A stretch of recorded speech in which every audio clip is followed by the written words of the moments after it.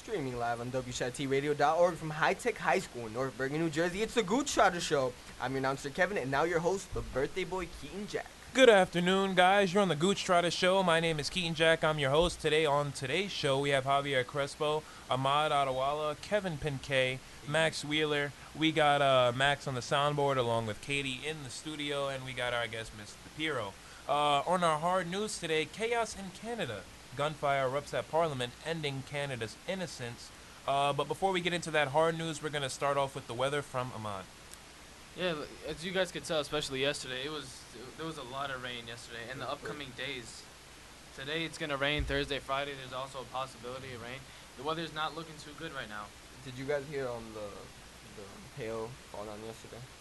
No, the hail. No, It was hail. Yeah. I didn't hear that.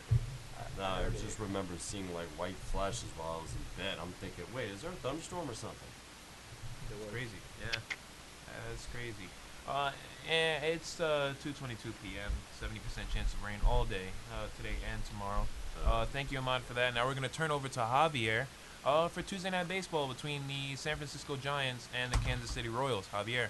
Well, it was Game 1 in the World Series, and surprisingly, the Giants completely rattled the Royals 7-1, taking a quick 7-0 lead going into the 7th inning. And basically what you have here is the Royals, who are by far the most exciting team in all of baseball, against the Giants, who seem to be the feel-good story. And what you have here is the two best teams, the best 2 out of 32 teams going head-to-head. And when a team completely dominates a game like that, it kind of takes away the fun in it. Remember the Denver Broncos versus the Seahawks in the Super Bowl. It was a blowout, and everyone was like, why am I watching this? That's kind of like how that felt. I think the Seahawks rode the Broncos into the night on that one. Yeah, that's the point. But aside from that, Madison Bumgarner pitched 7 shutout innings. San Francisco Giants completely jumped on starter James Shields, who's been pretty bad throughout the playoffs. And there you have it. That's crazy. Getting back into our hard news story, our headliner, as I said before, chaos in Canada as gunfire erupts at Parliament. Actually today, on Wednesday, in Ottawa, Canada's Parliament in Ottawa, a soldier was shot and killed at the nearby National Memorial building, authorities said. Now, police were investigating multiple reports of shooting and pursuing suspects after at least one gunman shot the shoulder and sprinted toward Canada's Parliament building, sending bystanders and members of the Parliament scrambling for safety. Ahmad? So there's an update basically. Supposedly there's one gunman dead right now, and police believe there's another that remains. Yeah, supposedly a soldier's been shot, and maybe he's even dead, and the gunman fired 4 to 5 shots. Now, what's crazy is that something like this usually doesn't happen in a place like Canada. Canada's seen, which is why I said they broke their innocence, because you've almost never heard of a terrorist attack happening in Canada. They've always been seen as, like a clean, upkept city as far as crime goes, which is actually ironic because some of the statistics that go in Canada, such as sexual assault, are among the highest in the world. Mm-hmm. But they do think that it's terrorist activity, which is why we've got the public's attention. And, also a soldier was shot, which usually, infers that it is a terrorist attack. So the police confirmed that a man opened fire at the National War Memorial outside the government complex shortly before 10 a.m. this morning, hitting a soldier who was standing guard. Now, Jason Kenney, an MP and Minister of Employment, Social Development, and Multiculturalism, tweeted, "Condolences to the family of the soldier killed and prayers for the parliamentary guard wounded," Kenney wrote. And I quote, "Canada will not be terrorized or intimidated."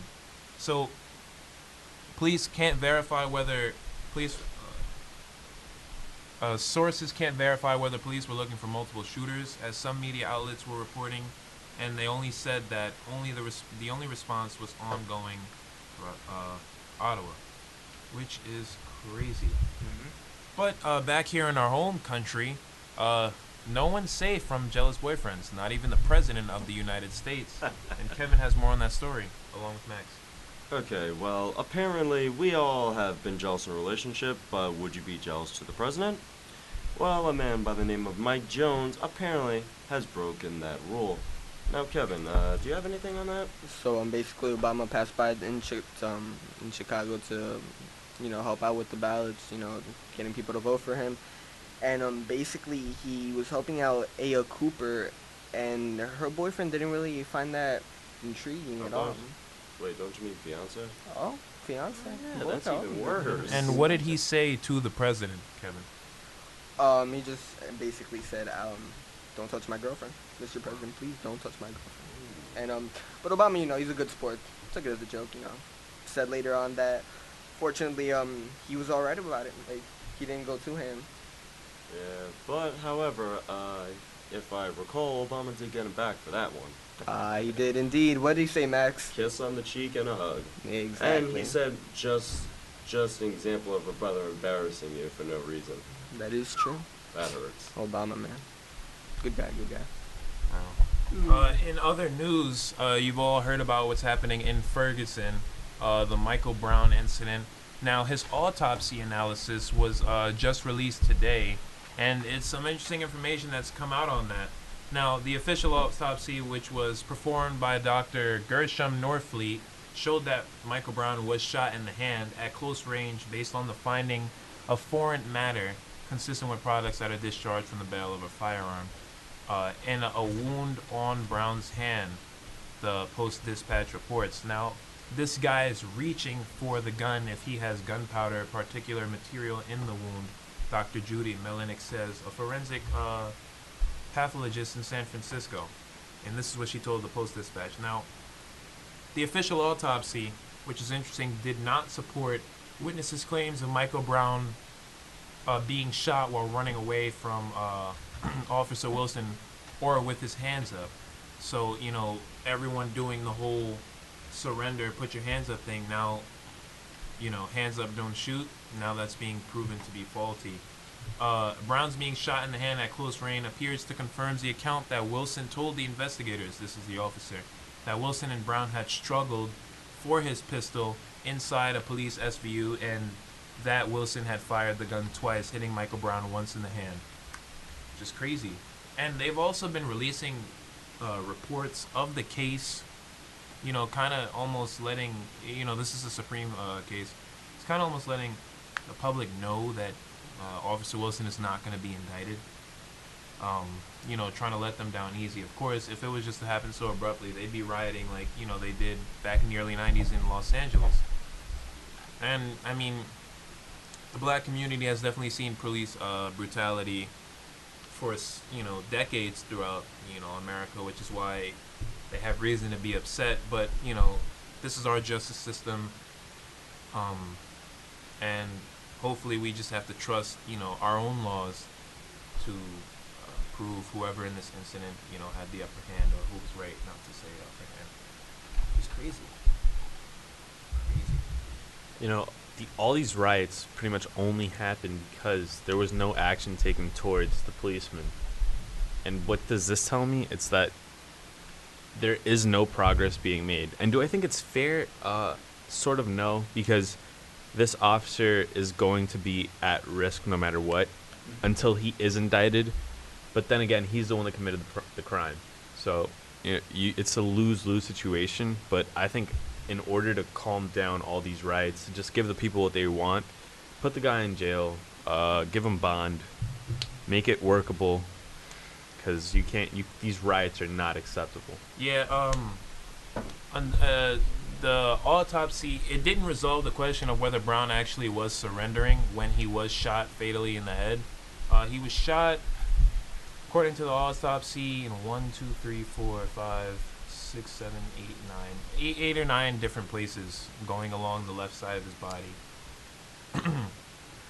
Which is crazy, and it doesn't prove that he wasn't putting his hands up, but it does prove that, he wasn't running away as the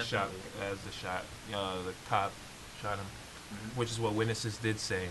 So he's facing criminal charges until January 7th, and if the grand jury opts to not charge Wilson, many, including police and activists, fear that protests could erupt again in Ferguson. And I definitely think that if he's not charged or indicted, they'll start rioting again, as I mentioned earlier, like they did in LA in the 90s. And Oh, of course, yeah. our country does not. want to see that Interestingly happen enough, again.